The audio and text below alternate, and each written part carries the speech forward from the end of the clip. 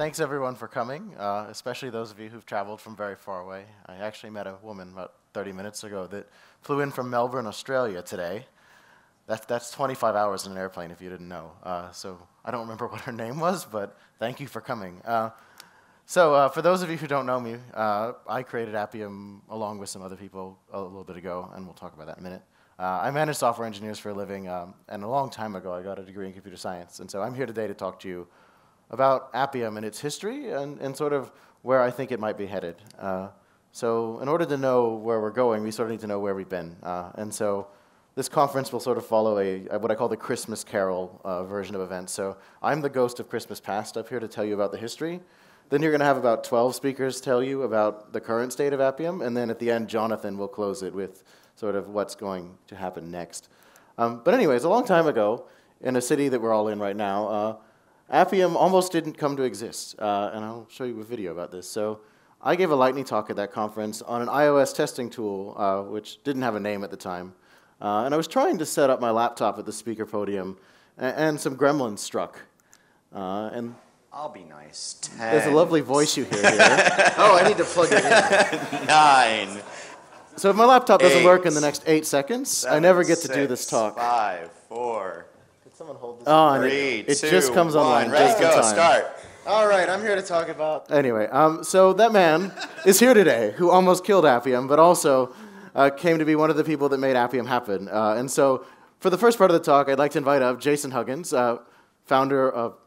creator of Selenium, founder of Sauce Labs, and an international arms dealer in his current role as the founder of Taps Robotics, up on the stage to help me give a brief history of Selenium and Appium. So come on up, Jason.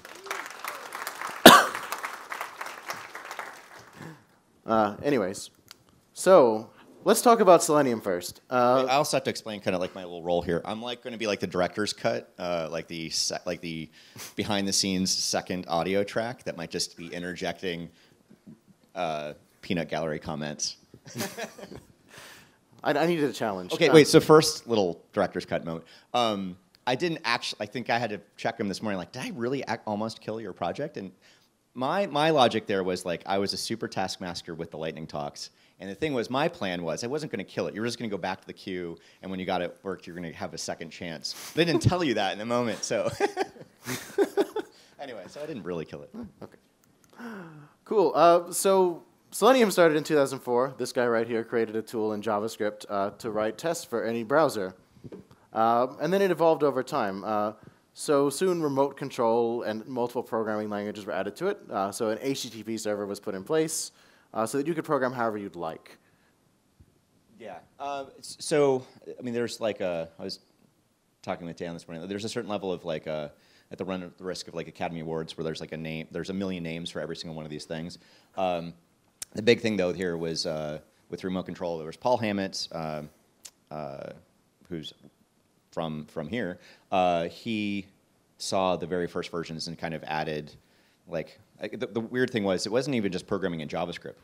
I implemented the very first version. It was Ward Cunningham's Fit framework, which actually so it means you're programming in literally HTML tables. I think the idea was it was kind of like Excel, like programming like keyword-driven frameworks, whatever. Everyone saw that, rightfully so. Saw like that's an abomination. Paul came in and said like, hey, let's add like real programming language support. And so that's where remote control came from. But it was also Patrick Lightbody, Nelson Sproul, Dan Fabulich kind of added this stuff. And that's, I think, what really helped Selenium take off. Even though there was some horrible, like, under the hood, it was all horrible. But he finally at least had real language bindings, and that's what took off for the project. After that, parallelization added was with Selenium Grid. So now you're able to run a lot of tests in parallel, and you don't have to have one machine with every piece of software installed. And this was a huge advancement and made it a lot easier to test different browsers.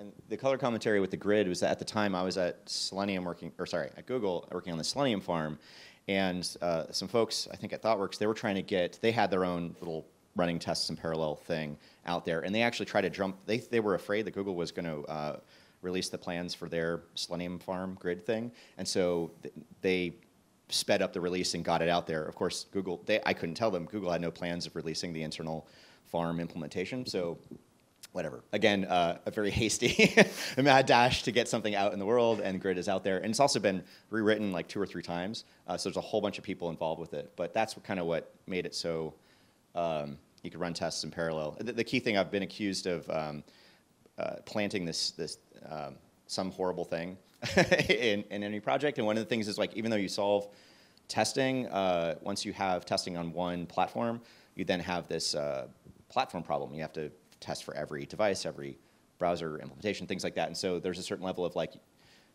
you need a lot of parallelization support, and that's what kind of grid support grid provides.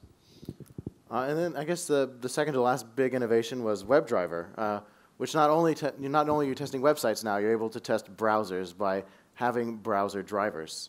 And so that allowed you to do bigger and better things. And the key thing there, even though it says, like, we were arguing with this, I saw a first version of, it all comes back to London. I saw a first version of WebDriver at ThoughtWorks UK Away Day 2006. Was not impressed at all. It was created by Simon Stewart. I saw him again, though, at the Google Test Automation Conference in New York City in 2007. And at that point, Simon had fixed every problem that I had seen with it. It really fixed every fundamental architectural problem that was in Selenium remote control. And at that point, I realized, like, he's either my next best friend or my mortal enemy, right? So I had to make him my best friend. And that was really where we hatched the plan to merge the projects. So Simon and I, we like to point out we are the top Google search result for Steel Cage Knife Fight. That is true. We did a lightning talk at that conference where we talked about both projects, but that's where it started. But the thing was, that says 2009. It still took 2 years to socialize merging the projects with the rest of the community. It took a long time to get there. But 2009, I think, is roughly when the first version of WebDriver was, like, officially in the Selenium project. And sort of the last phase going on right now is the process of making it a standard with the W3C. And so that'll enable a lot of things to happen if we have a W3C standard for automation. Anything there? This is not what's not written there. It's invisible. That's the secret world domination plan. Because the problem is, all these years with going back to the beginning of the project, we were basically fixing the vendors' browsers for them. Every time they put out a release, they broke something. Most of the time, they were fixing some security thing, but there's a true statement, like, in the sense of what's good for security is usually bad for automation. And so they were constantly fixing things, but breaking Selenium. At some point, we all hatched the plan of, like, well, if we make it the browser vendor's responsibility to make their browsers automatable, that's a good thing, and we can retire. And so, but there's, like, certain things that you have to get in place. One of them would be get all the IP of the project into, like, a nonprofit status, like, good, safe, neutral place. But the other one is you need a standard, so then the big company vendors can come in and say, okay, we're implementing this spec. And so we needed that in place. Cool. So that's Selenium. But we're not here to talk about Selenium. We're here to talk about Appium. So meanwhile, other things are going on. So in 2010, I had this idea at a job I worked at. I worked at a dating site, and we had lots of bugs with our iOS app. And I said, well, why don't we have automation? And I took a look out there, and I didn't like any of the tools. And so I said, well, why can't we do it like Selenium? So me and the iOS development lead, his name's James Infacino, we wrote a little quick thing in 2 weeks that lets you drive WebDriver-like tests with UI automation framework from Apple. And yeah, I took it to a conference, and I met this guy there who almost ushered me to the back of the queue, apparently, and not off stage. And then from there, things kind of really started to move. So the key magic to this, and I'll just quickly, this is too much code to read here, but if you look, there was a lot of things that were sandboxed about the framework provided with the original version of iOS, and there was one sort of way out, or as Jason has put it, the interstate commerce clause for you Americans here, sort of one way to get to everything, and it was this method called host.perform task with path arguments timeout, which is a mouthful, but basically what it meant is you could run any shell command you wanted on the host machine running the test. And with shell commands, you can do just about anything.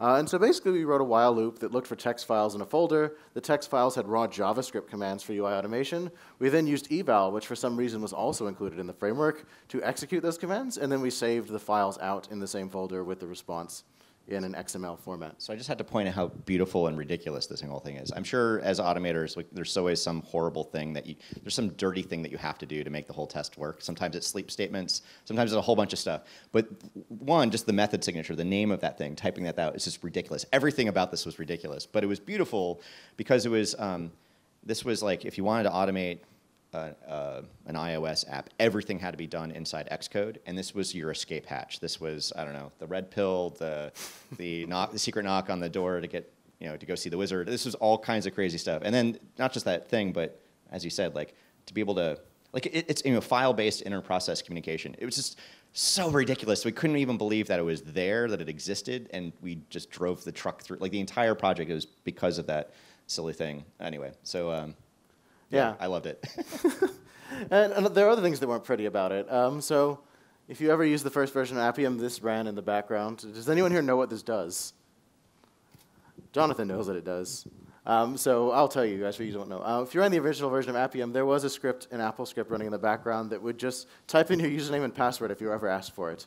And this was to get around permissions. So like Jason said, not everything's pretty, but, we've all done this sort of thing. And nowadays, by the way, Appium doesn't do this. We have proper authorization. So anyways, moving on. So Appium was founded. Jason is the one that named Appium, actually. I have to give him credit for that. Yeah. I guess there's not a huge story there. Oh, well, there is. So if you go back and look in our GitHub profiles, we wanted to call it Apple Cart, and then we actually read. Well, actually, I won't get into all the detail here. We couldn't do it. We couldn't name it an Apple Cart.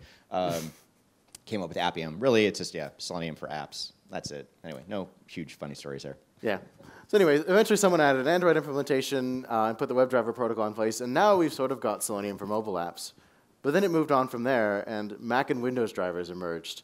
And Microsoft eventually decided to contribute a working implementation for Windows, and I, along with some other people, built a Mac implementation, which is used by a few people now. And then we are where we are now, where we're talking about Star Driver and one protocol to rule them all, one thing to automate everything. And this is a topic that Jason and Jonathan and I have all discussed in the last few years. And it's sort of where I think the project is headed. So anyways, now some crazy ideas for the future. We talked about the past. So first off, I'll confess that this is sort of like My Sweet Lord or something, where I think I just heard this, and then I've regurgitated it. But anyway, why can't we automate everything the same way? Using what we learned from creating Appium, we realized there wasn't all that much work to really generalize WebDriver to work with mobile apps. And it was actually, it was surprisingly easy. And so the idea becomes sort of more obvious, like, well, how far can you take this? And I think the answer is actually everything.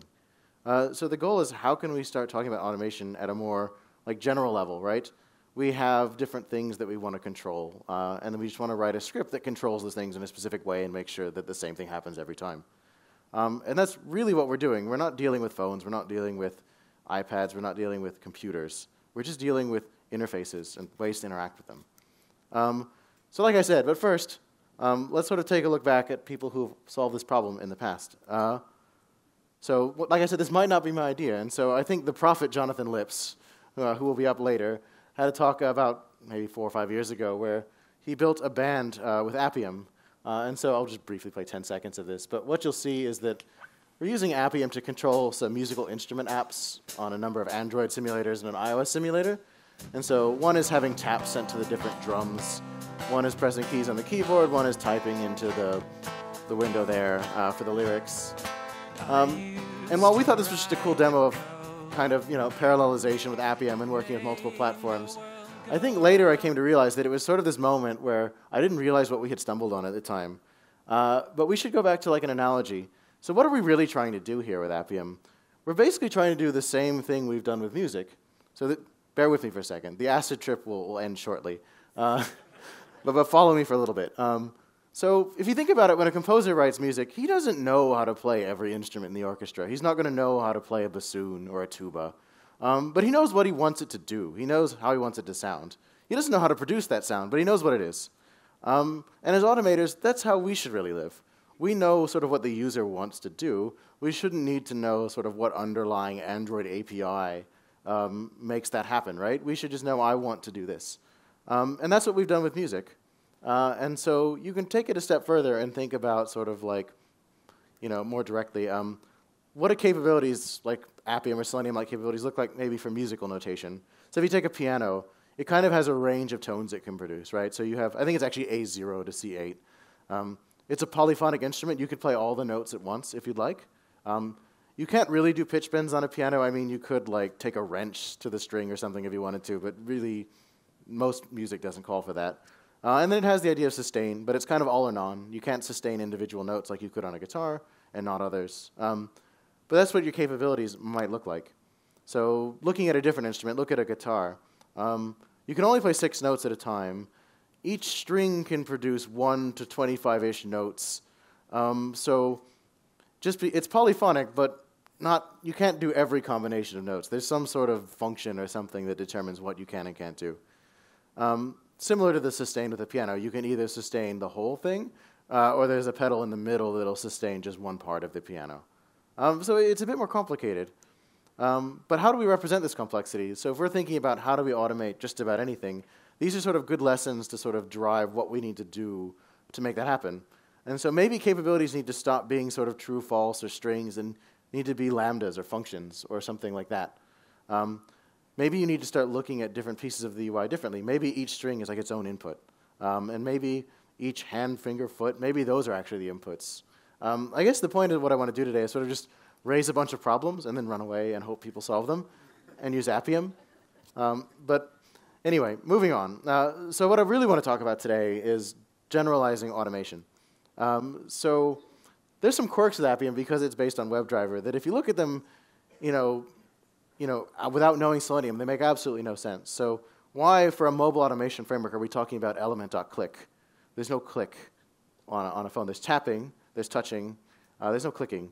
We talk about getting the page source, and that doesn't make sense at all on a mobile app unless it's a website. And we have this idea of the browser object. Unless you're doing a browser-based test with Appium, there's no browser.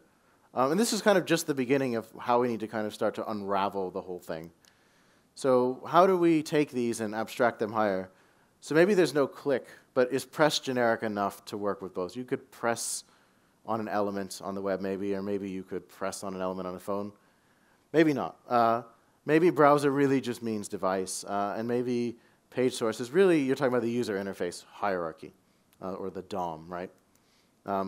So thinking about it at a higher level, this is sort of where I've come up to now. So devices have operating systems. I think we can agree that most devices have an operating system. And operating systems have applications, inputs, outputs, and they also have user interfaces. Or, sorry, operating systems have that. Applications have user interfaces. And user interfaces have elements that you can interact with, which you interact with inputs, which will affect your outputs. So it's all a bit crazy, but I'll walk through some examples in a second. So think about it at the device level. What are the device capabilities? So you have hardware buttons. You have unplugging and unplugging the cable. You have different things that pertain to the device, like what is the speed, how much power does it have. Those are device-centric things. At the operating system, you have the idea of installing applications, launching them, checking if they're there, setting maybe the date and time and some things that are used across the device, and then getting your input and output interfaces, so your mouse, your keyboard, your speakers, all those things. At the application level, you've got sort of settings, right, and a user interface hierarchy. So the interface has elements, and you can use them with the associated inputs and outputs. So inputs and outputs, you can think of anything that you'll use to sort of interact with or be interacted with by the device. That's a weird way of putting it. But so you interact with a mouse and a keyboard, and the screen and the speakers, they interact with you. So they're outputs, and the mouse and keyboard, they would be inputs. So think of all these different things that you would make general, right? So maybe if you scope it down to the input, now you don't have to worry about does click and tap and press work, because you're talking about an input. And an input can define sort of its own space of interaction, right? So a microphone would take audio-based interactions. A mouse would take click-based interactions, and so forth. So think of it like as a holistic example. So an iMac is a device. It runs Mac OS. Mac OS has an application called Firefox, and a mouse, a display, and a keyboard associated with the operating system. And the Firefox application has a user interface, which is a web-based user interface. Another example, an iPhone is a device. An iPhone has the iOS operating system. The iOS operating system has the Facebook application, a touch input, an audio input, and a graphical output. Facebook has a user interface, which is built in I believe they actually use native now, so it would be built in Cocoa. But if you're using the website, I guess Facebook would have a web interface. So now starting to think about all the extensions you use with it, right?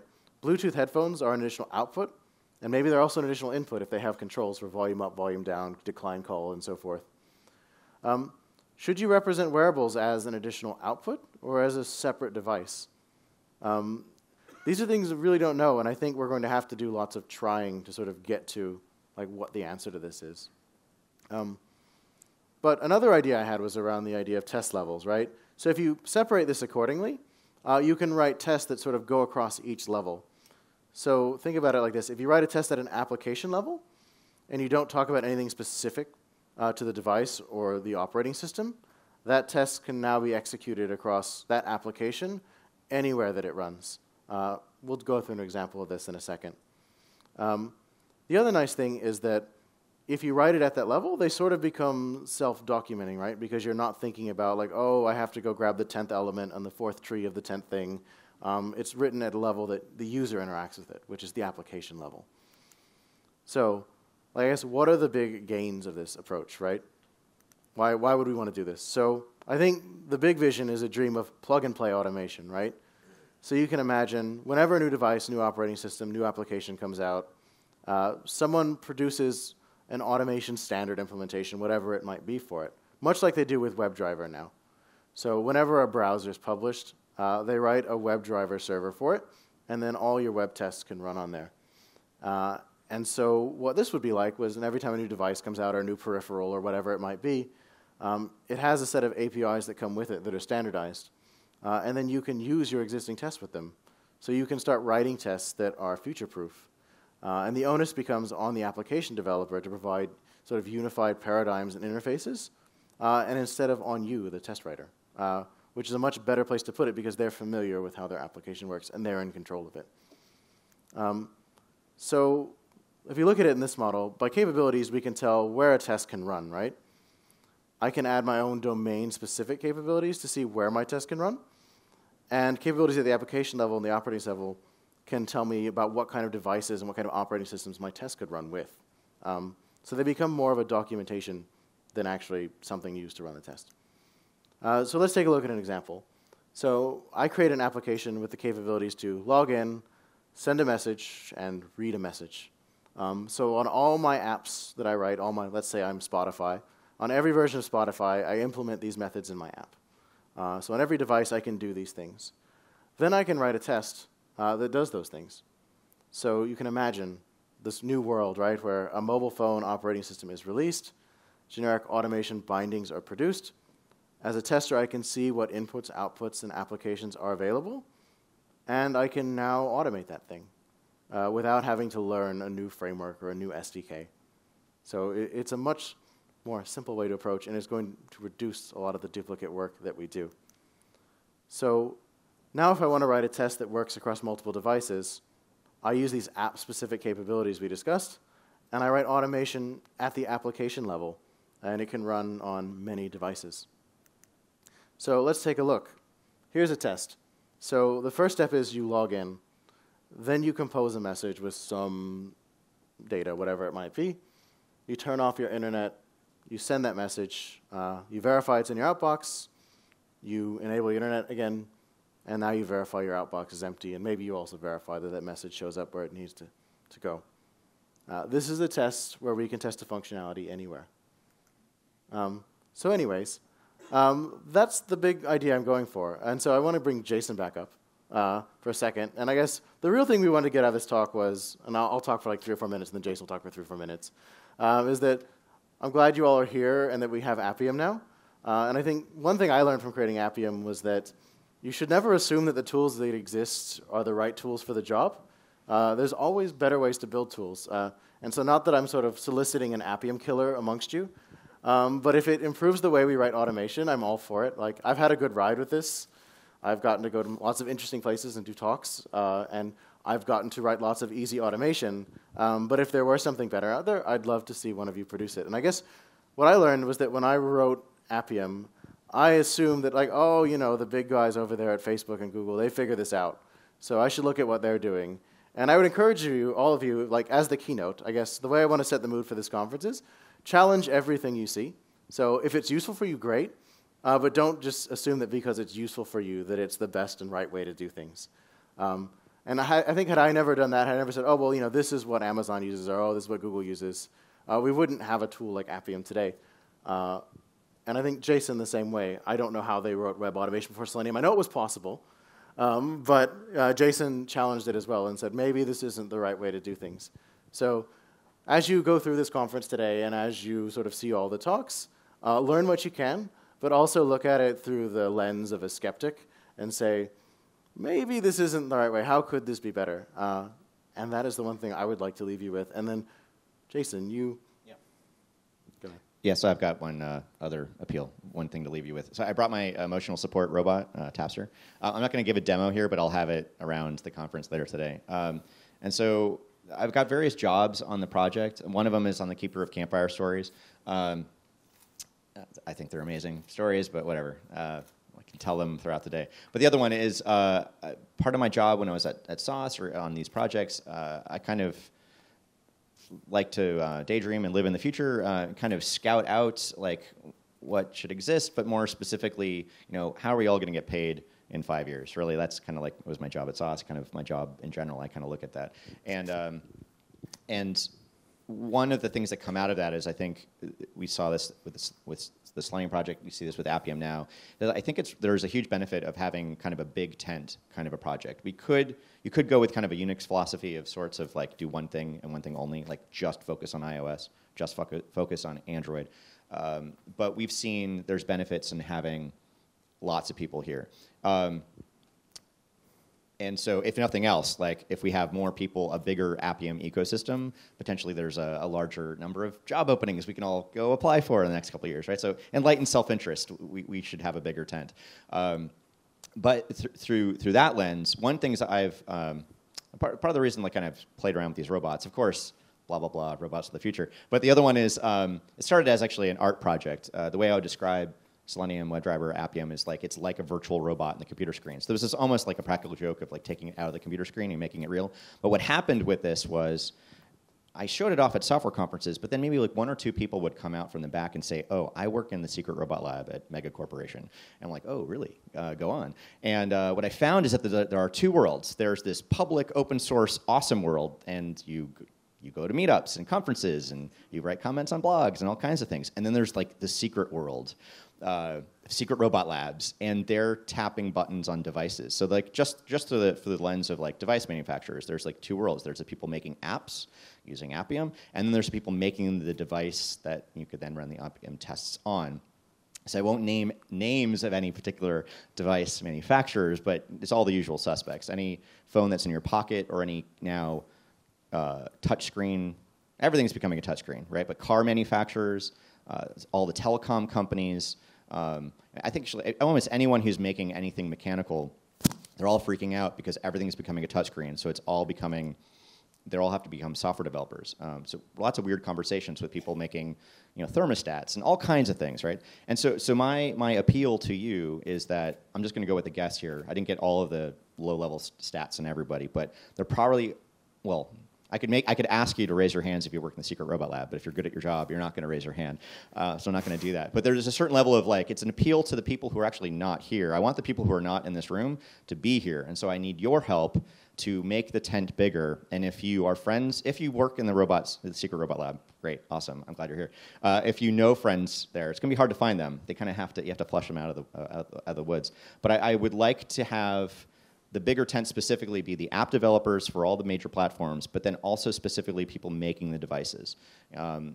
Again, won't name the names, but car company A, car company B, mobile phone manufacturer A, mobile phone manufacturer B, all of the things. I think there's going to be lots of good conversations between, like going at the hardware from the software side and then coming at from the hardware but making it a better software platform. We've seen the huge benefit in the Selenium project by working with the browser vendors for a couple of years at the beginning. We were really frustrated, and we finally had this idea like, well, why don't we just go talk to them and ask for help? And like, it worked. And so there's a certain level of like, if we have particular frustrations with a particular device or a suite of devices, that might involve someone in this room, maybe flying to faraway places to have conversations, maybe even getting a job at those places, and if nothing else, invite them to come to the next Appium conference, propose a talk. Anyway, I just feel like part of the things that on how we're going to paying our bills in the next couple of years is kind of breaking down that wall between software and hardware. That line is getting really gray. It's not an obvious black and white line there anymore, and so. Anyway, that's the thing. So if you are not in a secret robot lab, go find someone and bring them here next year, and come back. You also come back next year as well, and make the tent bigger. Cool. And with that, we have actually saved a little time at the end for a couple of questions. So if you'd like to ask me or Jason anything you want about Appium, you'll get a few minutes, and then we'll wrap the talk up. Please raise your hand if you'd like to ask anything. Wow. No questions. You're all Secret Robot Lab employees then. Oh, okay.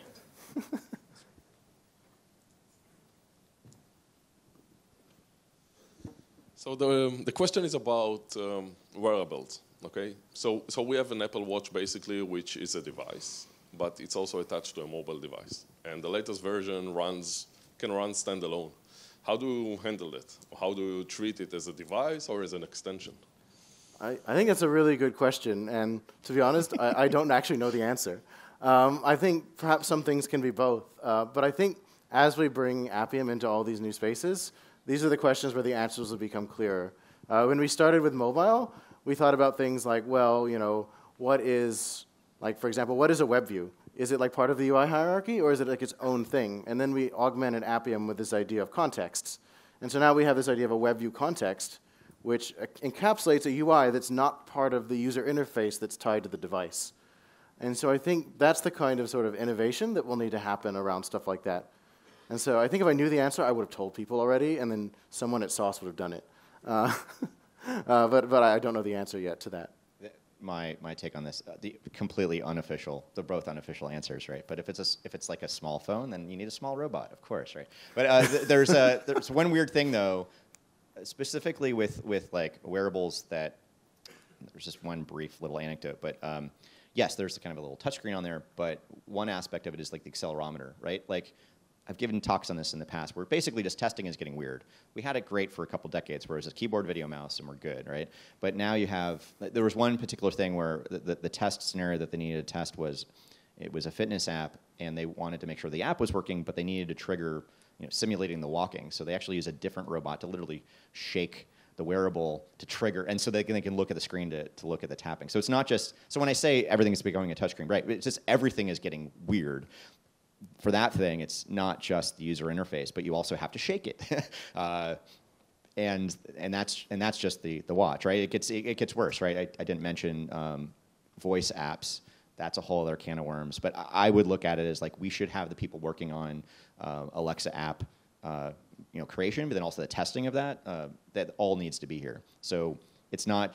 We had it good for a while. Like it was just tapping and pressing and clicking and whatever, but now it's going to be voice. How do we automate that? Are we going to use text-to-speech are we going to have one computer talking to the other robot and they're going to have conversations? Like all of our test demos should be appropriately here really, really weird and very kind of science fiction-y if we have, if we're doing it right by welcoming as many people as possible to kind of explore how to make these apps reliable and testable.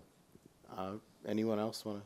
There's one over there. I think we might have one or two more, and then we'll have to wrap it up. But it doesn't seem like we have a lot of askers, so maybe we can spend time on these.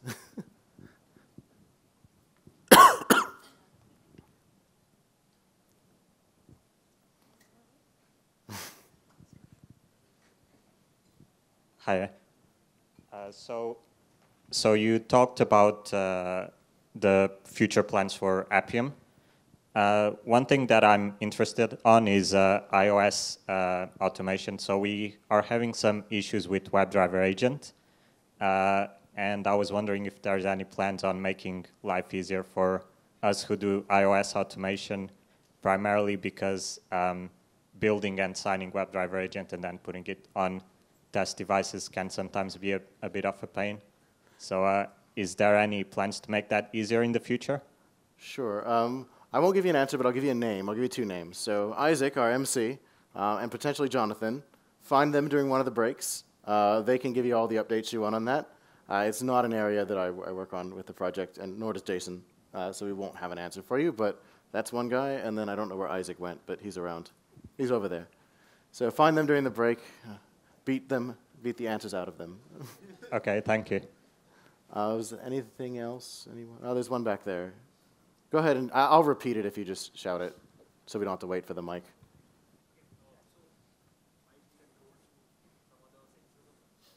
Sure. So his question was, are there any plans for Appium to expand beyond just mobile phones and desktop apps into the IoT space, things like voice apps and other things? And I guess, yes, that's sort of what my talk was about, sort of the theory on how we might do that.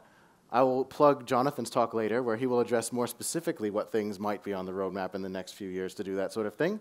But yes, I think the goal is we've seen that it was very simple to take WebDriver and apply it to mobile, such that we think it extends even further, perhaps with some very simple modifications. Yeah, I collect, I'm a collector of weird things, but one of them is just like hard to test, slash, air quote, impossible to automate test scenarios. And one of them is like you've got a Bluetooth device. Like you have to kind of, IoT is such an overblown word, like the cloud, it means nothing now. Our cloud is Gmail. But IoT, some subset of it is like Bluetooth devices talking to an app. Sometimes it's like mesh networks of radio devices, all whatever. Like there's a million things. But I like to collect those weird things and then try to get to some kind of tractable problem there. So I would love to talk with you about it. I've seen some, again, punchline is, of course, robots. But it becomes sometimes you need two things. One, like sometimes interacting with the thing, the IoT, the thing in the IoT, and then it's whatever computer it's talking to. And sometimes you need to literally hit the power. Sometimes you need to toggle, like if it's solar powered, sometimes you need to turn on a light switch. There's all kinds of weird, like it's so bizarre and such a weird world that we're in, because in that world, the user interfaces are kind of disappearing into the environment. And so you're often like your solutions are duct tape, bubble gum, a box of Lego, whatever you can kind of think of. I've even seen point of sale systems where they put the phone on a little train and it would go by. Like it's all kind of ridiculous things, and that's all fair game, and they're all valid solutions. What we kind of need to do is, unfortunately, there's really no great answer. Like a lot of hand waving here. We had to go through kind of a messy couple of years where we just do all the things. We make everything out of bubblegum and duct tape, and then at some point you see the things, the patterns, and at some point in the future, yeah, you will download Appium and it'll come with a box of Lego, because that's what you need for IoT. Like we haven't figured out what that standard library is for all the weird corner cases is. But I love to kind of like we're really it's the best and worst time to be alive right now, right? Because it's all messy, it's hard to test. There's no great off-the-shelf solution, but that means you get to create it. Cool. And so with that, I'm going to close it out, leave some time to change speakers because I know we're tight. So anyways, thank you all for coming. I hope you enjoy the conference. Thank you for using Appium. I will embarrass my family, who's sitting at that table right there. Anyway, they've made it out to London today. So you can thank them. Without abuse from my brother as a child, this may not have existed. Without how my parents raised me or whatever, it might not have existed. Without the support of Lauren over there, perhaps not existed as well. So anyway, they're all a part of it. And so have a great conference. I hope we've put together an entertaining program for you today. Enjoy London. Thank you very much.